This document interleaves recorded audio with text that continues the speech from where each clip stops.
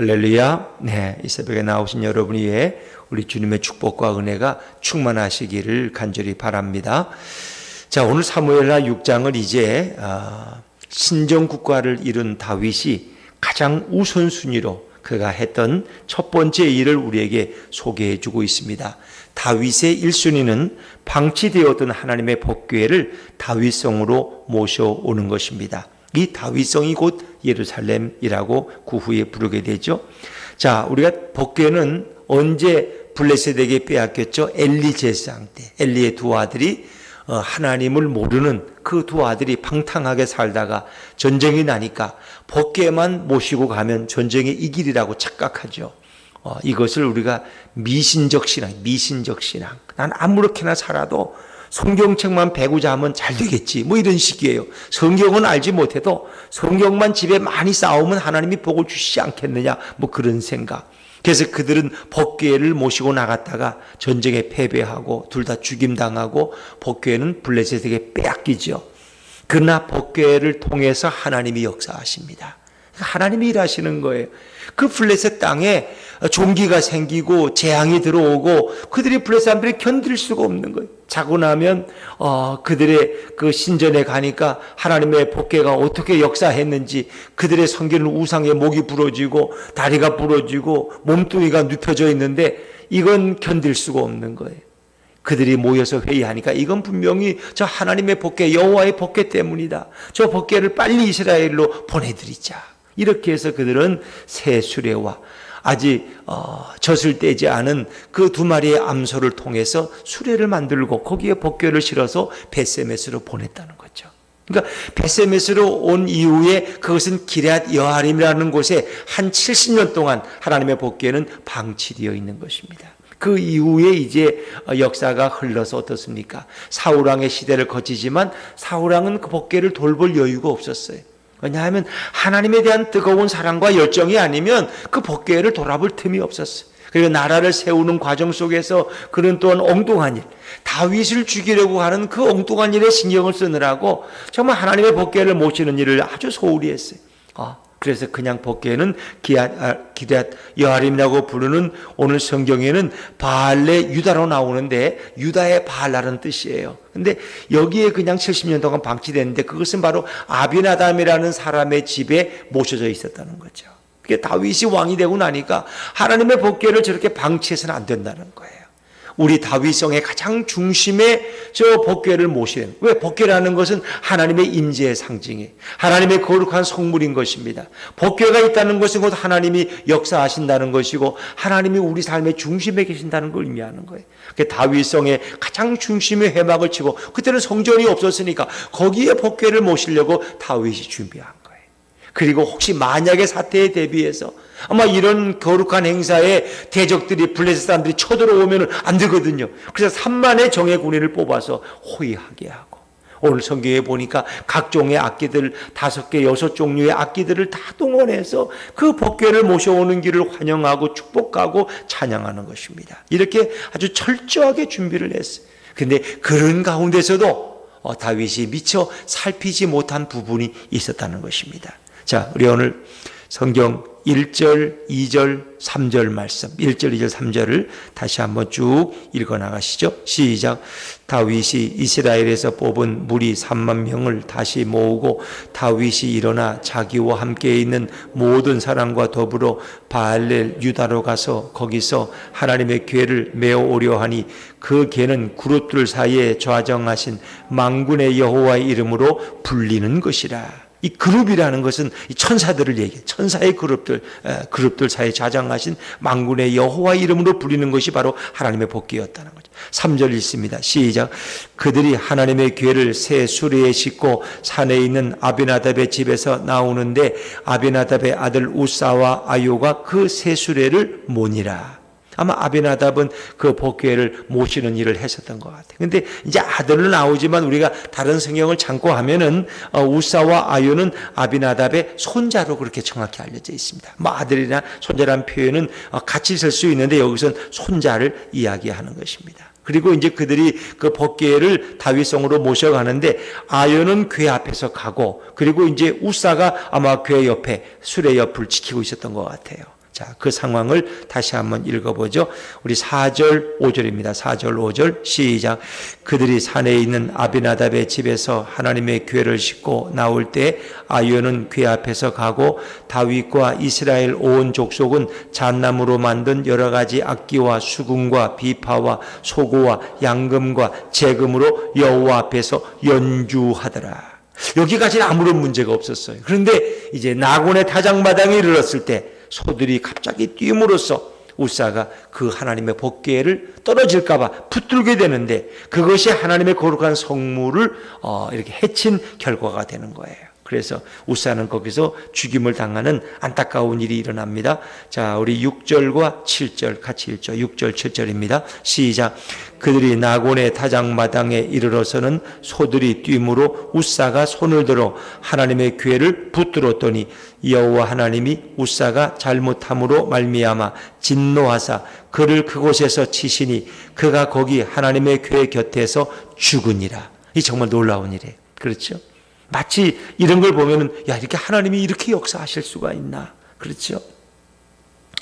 우리가 사도행전에 보면은 어떤 사람이 자기의 재산을 다 하나님께 바치겠다고 약속해 놓고 돌아와 보니까 재산이 너무 많아서 그걸 팔아서 절반만 바쳤다가 그와 그의 부인이 베드로 앞에서 시체가 되어 나가는 광경을 보죠. 그것은 왜 초대 교회에서 이런 거짓말이 통하면 안 된다는 것입니다. 이제 성령의 기름부을 받고 성령 충만을 받고 그렇게 시작한 초대교회의 역사 속에 마귀가 역사하면 안 된다는 거예요. 그래서 하나님은 그 철저히 본보기를 금하시는 거예요. 거짓말하지 말라는 거예요. 하나님의 교회는 진실함으로 세워져야 된다는 거예요. 자, 오늘 이렇게 법궤는 70년 동안 방치되어 있다가 다시 모시게 되는데 이제 인간들이 하나님의 법궤를 어떻게 옮겨야 되는지 그 율법의 말씀을 다 잊어버렸다는 것입니다. 왜냐하면 사울 왕 때 다윗을 숨겨주었다는 이유 때문에 높당의 제사장 몇 명을 죽였어요? 70명을 가족을 죽였어요. 그러니까 제사장의 씨를 말라버렸어요. 제사장들은 율법을 연구하고 공포하고 제사를 집행하는 자들인데 하나님의 말씀이 선포되지 않으니까 결국은 그들은 무지한 자들이 됐어요. 그래서 하나님의 법궤를 모셔오는데 어떻게 모셔와야 되는지 몰라. 이 수레에, 물론 헌수레가 아니고 새수레는 준비를 다 한 거예요. 그러나 법궤는 수레로 모시는 게 아니에요. 민수기 4장 5절부터 쭉 이렇게 이스라엘이 출애굽할 때 보면은 그 법궤의 성물은 아무나 모실 수 없어요. 레위인만이 모실 수 있고 그것도 고핫 자손만이 하나님의 법궤는 어깨에 매야 돼. 그것을 다 분해해가지고 어깨에 메고 모시도록. 그리고 누가 들여다보면 안 돼요. 죽임을 당해요. 손을 대서도 안 돼요. 하나님의 거룩한 성물은 곧 하나님의 영적인 상징이기 때문에. 이것이 다 민수기나 레위인에 기록되어 있어요.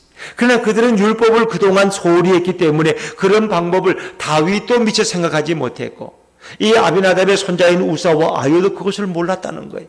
그러니까 그냥 블레셋 땅에서 이방인들이 법궤를 보낸 것처럼 수레에다가 법궤를 싣고 가다가 하나님이 진노하신 거예요. 그래서 하나님은 소들이 뛰게 하시고 그리고 결국 떨어지는 궤를 우사가 붙들었다가 그는 즉시 잘못함으로 거기서 하나님의 궤 곁에서 죽음을 당했다.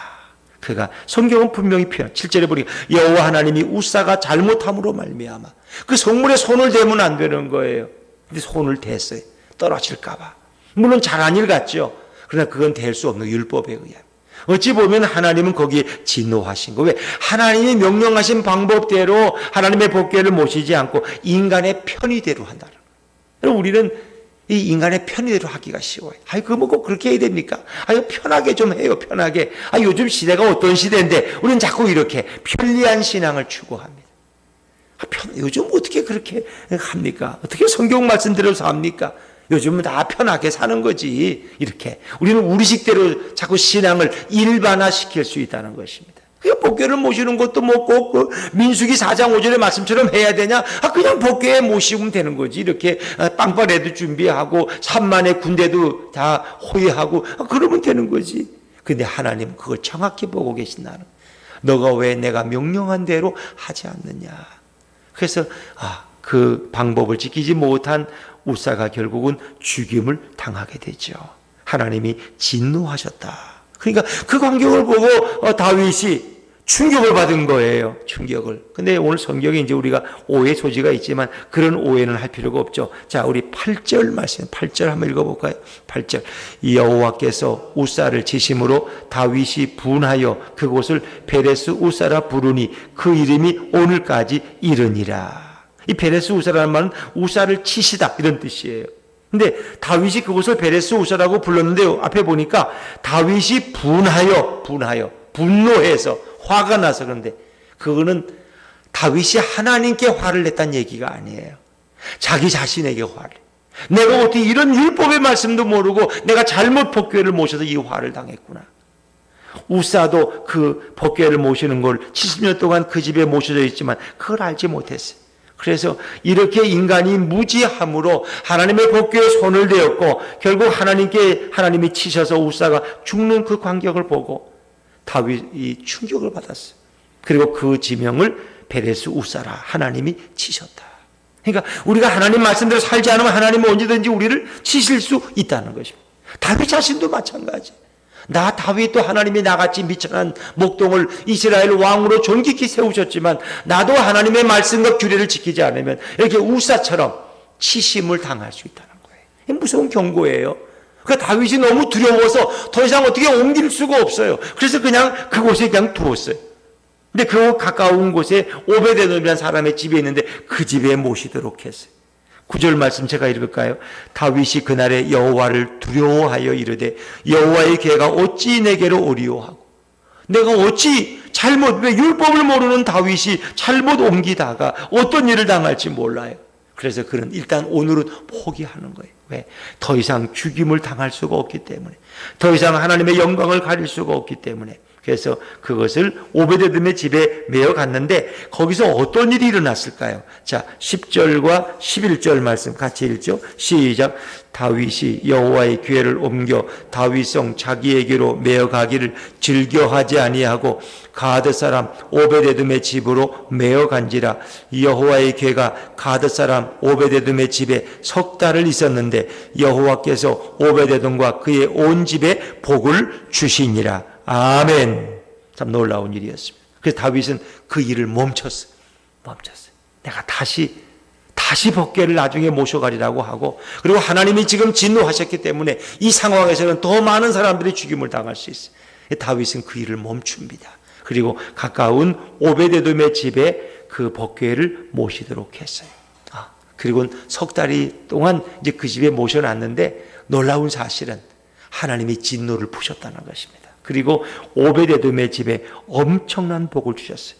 여호와께서 오베데돔과 그의 온 집에 복을 주시니라. 다윗이 이제 12절에 보니까 그 소식을 듣고는 다시 우리가 법궤를 다시 모셔와야 되겠다 해서 이제 모시는 장면을 우리가 내일 생각하게 되겠죠. 여러분, 중요한 것은 하나님의 법궤를 오베데돔의 집에 모셔만 놨는데도 그 온 집에 하나님이 복을 주셨더라. 중요한 거예요. 하나님을 그 마음에 담고 살아가는 인생. 오늘로 표현하면 하나님의 아들로 이 땅에 오신 예수 그리스도를 내 인생의 주인으로 모시고 살아가는 인생. 거기에는 하나님의 축복이 있는 줄로 믿습니다. 우리가 주님을 모시는 것만도 놀라운, 어느 민족이 예수님을 영접하고 예수님을 모심으로써 그 민족이 복을 받는 거 아닙니까, 여러분? 우리 대한민국이 예수님을 모셔드린 거예요. 이 비난하고 가난하고 이 저주받은 땅 같은 이곳에, 이 한반도에 역사 속에 계속 저 중국의 오랑캐의 외나라의 일본의 침략 가운데 늘 허덕이고, 우리 여인들은 곡물로 잡혀가고 우리의 남정네들은 그들의 노예로 끌려가던 그런 나라가 아닙니까, 우리나라가? 그런 나라에 복음이 들어왔어요. 복음이. 근데 그 복음이 꽃피어서 일제시대 억압 속에서 복음이 꽃피었고 6.25 전쟁을 치르면서 하나님의 역사하심을 깨닫게 되고, 우리가 민족이 기도하니까 우리나라가 다 부산까지 이제 이 소련군과 중공군 또 북한군에 의해서 완전히 없어질 즈음에 부산만 이제 함락되면 끝나는 거예요, 이제는. 그런데 인천 산육 작전을 메가더를 통해서 이루게 하시고 우리 민족을 회생시켜 주시고, 세계에서 이렇게 원조받던 가장 가난한 나라가 세계에서 10위 안에 드는 잘 사는 나라로 변화된 거예요. 놀라운 거예요. 그러니까 6.25 때 우리나라에 와서 6.25 전쟁에 싸웠던 연합군들, 뭐 캐나다 군인들, 터키 군인들, 뭐 프랑스 군인들 와서 다 놀라는 거예요. 어떻게 이럴 수 있느냐 말이에요. 예? 내가 젊은 시절에 여기 전쟁에 나서 유엔군으로 한국에 와 참전해 싸웠는데 우리 동료가 수없이 많이 이 땅에서 죽었는데 한국이 이렇게 번영할 줄 몰랐다. 어떻게 이런 일은 역사 속에 아직 없었거든. 없었어요. 그리고 우리는 전쟁 후에 미군의 원주를 받고 유엔의 원조가 하고 밀가루죽 얻어먹고 그렇게 큰 민족이 한강의 기적을 이루고 교회가 곳곳에 세워지고 다방보다 더 많은 교회. 그것은 부끄러운 게 아니라 자랑이었어요. 자랑이었어요. 어떤 사람들 교회가 많다면 또 부끄럽다 그래. 그 다방보다 더 교회가 더 많대요. 김포공항에 내리면 그냥 십자가, 빨간 십자가가 꼭 공동묘지처럼 많다고 이렇게 흉보는 사람들. 그래, 그건 자랑이에요. 그 많은 교회들이 새벽에 불을 켜고 교회들이 몰려들어서 하나님 앞에 기도하고 오늘로 예수님을 모시고 살아가려는 몸부림. 나라와 민족을 위한 몸부림.